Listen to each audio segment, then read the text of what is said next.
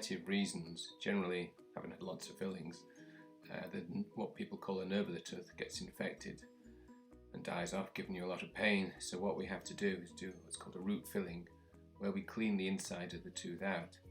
And to do that, you obviously have to drill even a bigger hole in the tooth, so you've got less tooth left, and that bit of tooth becomes brittle. You fill in the void, and that's what we call the root filling. And generally on top of it, because you've got so little left, you do what's called a crown.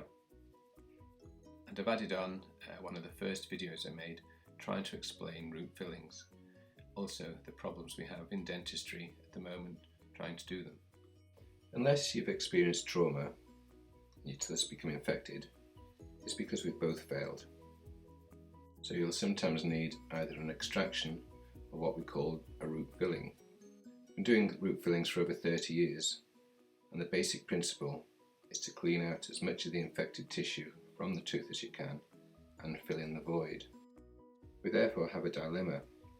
While we can carry out the treatment to a high degree of skill, far better than 30 years ago, the fee provided does not cover the material costs of the procedure, never mind the extra time involved.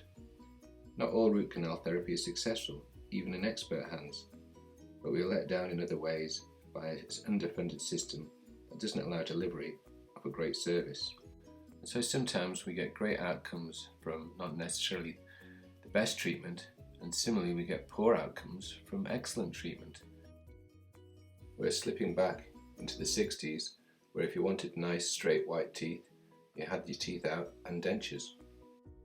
As individual dentists, we are an easy target for unscrupulous lawyers feeding off our inability to provide a perfect service.